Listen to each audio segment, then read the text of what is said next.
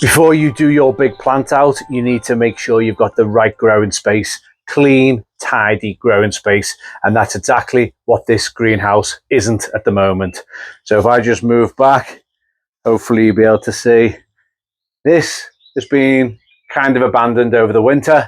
I have got some weed control fabric down, but there's plenty of pots that have just been left in here.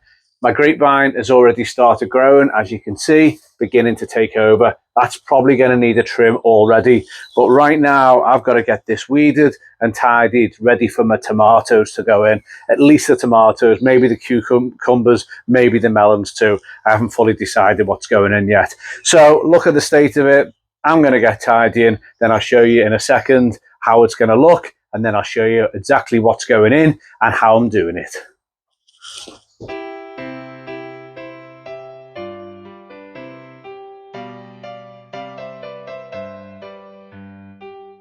Okay, looks like a completely transformed greenhouse. This has all been weeded. Give it a good brush out. Have it just spin round. You can see how much better it looks. All these strings, these are all left from last year. I just leave these in because this is what I use for my tomatoes to climb up, which I'll be able to show you once they start growing a bit bigger. But for now, that's all done. Happy with that. Now I've got to give it a little bit of a clean. So this is my quick and easy way of cleaning the inside of the greenhouse. It's dead quick, it's dead easy, and it's dead cheap as well. So on the floor here, I've got a nice big bowl of soapy water. Just going to mix a bit of that in there. As you can see, these are soft brush heads. These are perfect for glass. That's a big one. That really does help. You've got all these different attachments. Big long piece on the end, nice short or smaller bristles, or you even got a little tiny one to get in all the nooks and crannies. But to begin with, I've already done the outside, so I'm just going to quickly do the inside. And it's as simple as going around.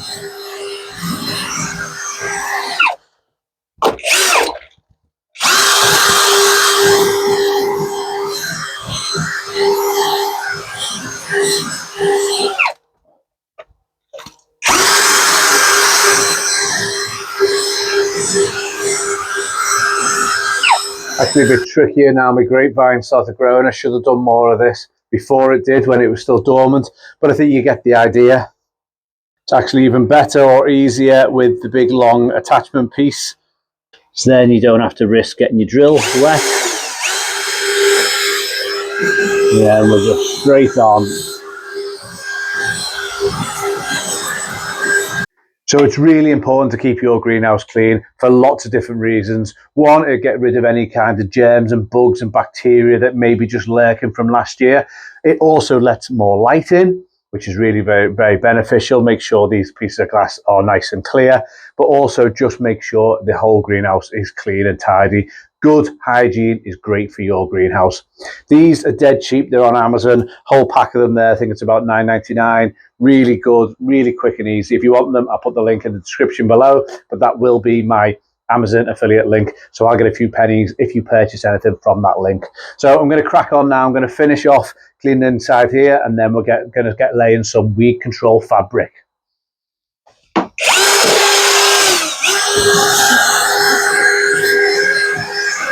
Okay, that's now the greenhouse all weeded and cleaned. Now it's time to get some of this weed control membrane down. I haven't got much of this left of the black stuff, but I actually have got a ton of this, which I'm hoping if I double up will work just as well. And I've got loads and loads. I don't know where I've got all these from. Loads of these pegs to hold it all down with. That'll really stop the weeds from coming through. And if I run out of them, I've also got these little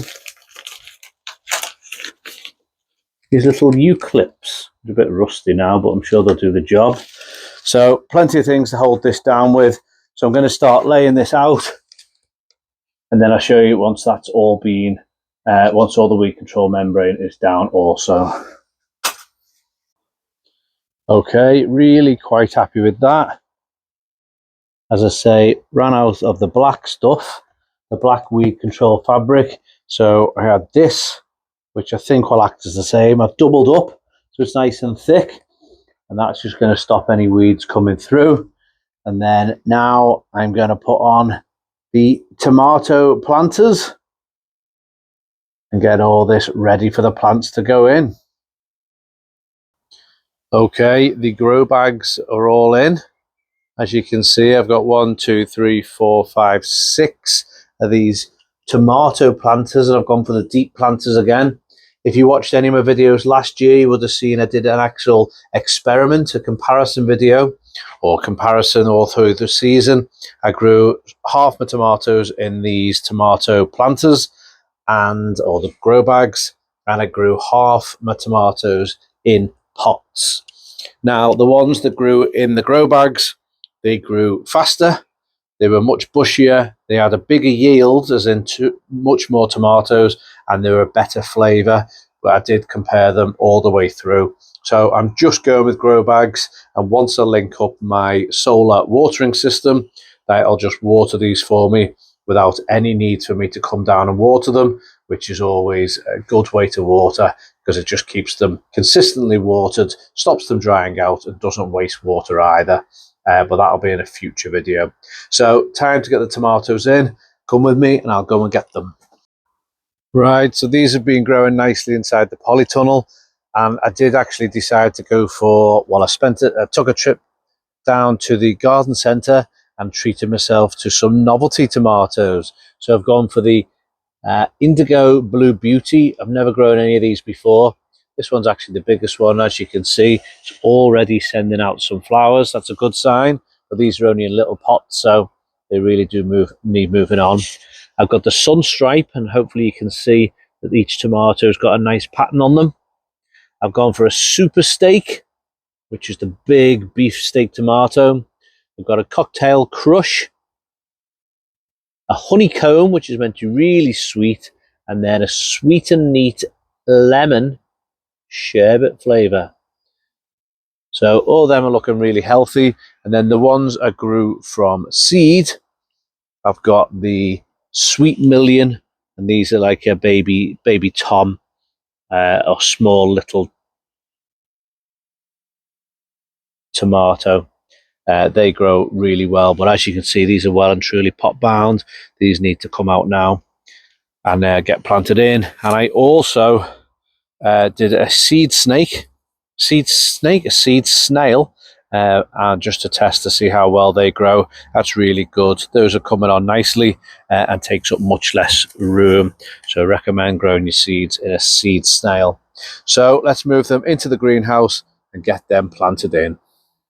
Okay, hopefully you can see this all right. So I'm just going to do one demonstration of how you plant tomatoes into a grow bag. As I say, I've gone for a big, deep-filled one. I find that the extra nutrients and the extra soil in there really helps your tomatoes to grow as big and bushy as they possibly can, give them the best start, and then you give them the feed as the season goes on, maybe every few weeks. So dead easy. All you need is a knife and potentially a trowel. And then I've got me 3 novelty tomatoes that I'm going to plant in here. So generally these bags will show you where to plant in. This one is already recommending 3. I'd say 3 is probably the right amount to go in each grow bag. So the way I do it, I literally cut a bit of a cross in each one where I want the tomato to go. Maybe should have got a sharper knife, but hey ho. And then I just took these flaps underneath, make a hole in, try not to go right down to the bottom, leave a little bit at the bottom, and then I'm going to plant straight in. So I'm going to go for the tomato Super Steak, and luckily each of these have their own label, so I'm going to keep that in with it so I know what they are. And then literally firm them around. If you can plant them slightly deeper than the way they've been grown, that will help, because it'll send out more shoots or more roots halfway up these stems, and then again just give it more well, more stability first of all, but also just helps more roots strengthen the plant. So that's the first one in. Exactly the same with the second, and that's ready for our sunstripe. These are well established. If you do see any of these little runners coming out the side, just pinch them off now. We don't want any of them coming out at this stage because we want all the power or the strength and the energy to be going into the tomatoes and growing the tomato plants as big and as healthy as we possibly can. Look at the root system, really good. You can see not fully root bound, but getting there. But these will really, really now enjoy being inside these grow bags, which are perfectly designed for tomatoes. Lots of nutrients and goodness in there, which will get them going. Then I'll be able to stake them or use the string coming off my greenhouse roof that I'll then be able to just train them up and stop them from falling over. So again, just doing the very last one before obviously I do the rest of them. Sometimes the soil in these bags is still quite compacted, so just try and break it up, and that then gives the tomato plant or whatever you planted in more of a chance to really spread its roots around and start taking in all that goodness. What you don't want is the tomato to basically be root bound by the fact that the compost is too compact for it. It can't break it down as easy. And there we have it. That's the first 3 tomato plants in. It is the middle of May now, so it's the perfect time. No chance of any frost in the evenings, hopefully. And I'll just now go along and put in another 15 or so into these bags. Okay, now it's time to have a look at my seed snail. These are tomatoes that I planted inside here, rolled them all up. They come out the top, and it means they get really big, strong roots. I think we can just see a few poking out the bottom there. So it's wrapped up with string. I just unwind it. Trying to be a bit careful not to flip it over and squash the tomatoes. Oops, nearly did do. Okay, I wrapped it in bubble wrap. So we'll get all that off. And then hopefully, all you do is unroll the seed snail. And as you can see, each tomato plant now has real big, strong, long roots. Very easy to separate. So I've got 4 in there. There's no digging them out and pricking them out and taking ages to separate them. They're all ready to go. So I'm just going to pop them into our final grow bags and then we'll be done. Right, that's them all planted in. It is a bit of a fiddly job, does take a little bit longer than you'd expect, but I've now got 18 tomato plants in. Nearly forgot what they were. As you can see, the ones here, they're the shop bought ones. They are the ones that are further on. They're the novelty ones. And back here are my cherry toms, which grow perfectly well every year. So if you like this kind of content, please remember to give me a comment, hit that like button and subscribe if you're not already. I'm now going to water these in. If you want to see how I'm going to be planting my melons, please do subscribe. That'll be coming up on the next video. So thanks for watching, everybody. Take care. See you next time.